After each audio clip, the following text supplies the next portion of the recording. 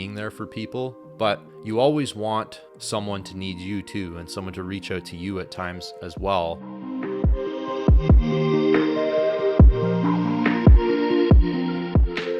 Welcome back to the Nomad's Notebook podcast.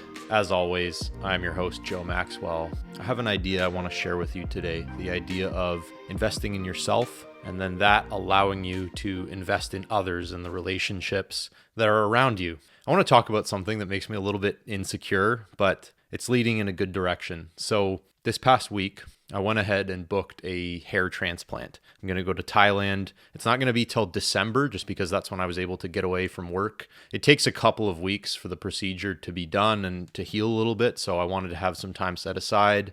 I'm really looking forward to that. I've been losing hair for a long time now, and as a young man, anyone who has gone through a similar situation will be able to relate to this. It is a really big hit to one's confidence, and it's been something I've been dealing with since I was 16 or 17 years old, right, on an ongoing basis, and it's just gotten worse to the point where I saw some pictures recently of like the back view of my head. It was getting bad. Like I could start to see a visible bald spot there. And it was getting to the point where I'm like, I might have to start thinking about shaving my head. Like it's getting to that point. I don't want to be that guy, 50 years old, just combing his hair over and holding on to the few hairs that he has left. I didn't want that. But I also just couldn't wrap my head around mentally shaving my head. It was just too big of a contrast to what I've been used to. So I decided, I have the money now. That was something that was really hard when I was younger, is I just didn't really have an option to battle this, right? Because I didn't have any money to even consider a hair transplant. But now I'm a little bit older,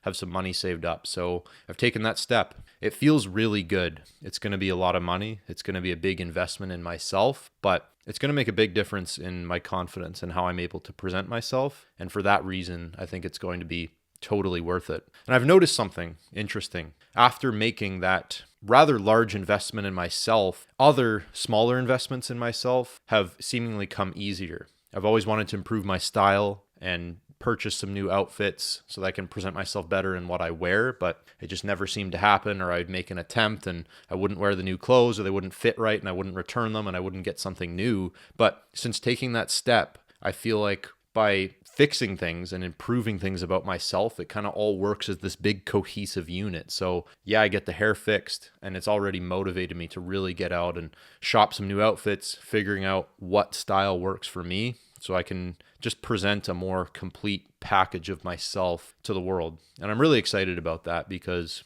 if I'm being honest, self-improvement at times has been a challenge for me. I've always been pretty into fitness and I've always eaten pretty well. At times, the motivation has lacked because I think, well, I could do all this stuff to get in great shape and be jacked and maybe even dress well, but I'm still going to be balding at 25 years old, right? That's not attractive. Women don't like that. Not saying that's totally right, but that has been a mindset that I've struggled with. But now, with the motivation to know that that's going to be fixed, I'm controlling everything I can control, and it motivates me to just go out there and bring my best self into the world through continual investment in myself. And that is what I want to lead with today. The idea of investing in yourself, and that in turn allowing you to invest in the relationships of those around you, which ultimately I think is the most important thing that you can do. So I'm going to tell you a little story. I was driving recently back to my parents' house, and I got a phone call from someone I'm close with, someone that I care about a lot, but someone I don't really hear from a lot, and someone I feel like doesn't really invest in their relationship with me. I feel like it's always been more of a one-sided thing, me trying to reach out more, me trying to build a connection, but not really getting a whole lot in return. That's always been really challenging for me, right? Because I don't mind reaching out. I don't mind being there for people, but you always want someone to need you too, and someone to reach out to you at times as well. That's been a challenge with dating as well, if I'm being totally honest, in that, even if a girl likes me and I know that, maybe I don't text her all the time or text her that often because I want her to come to me. Maybe that can be a good thing sometimes as well, but I think it is okay to put yourself out there, but you hope in return that people are also reaching out to you. So this person calls me and I'm really excited about it, right? Because I haven't heard from them in a long time and we caught up for a few minutes, but I realized shortly into the call that the only reason they had actually gone to the trouble of reaching out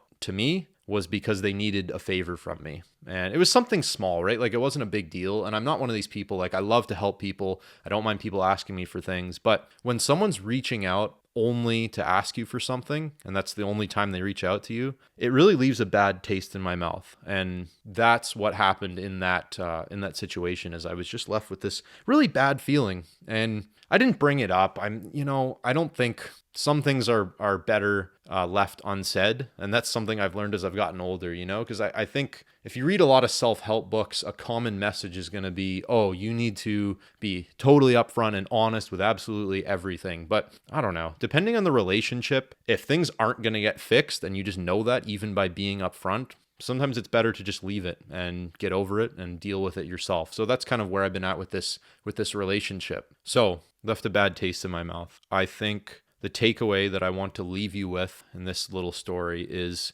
please invest in the relationships of the people who are closest to you and reach out to them to check in, not just when you need something, okay? Because it's going to mean a whole lot to them if you kind of just check in sometimes just to see how they're doing for no other reason than that. You don't need anything from them.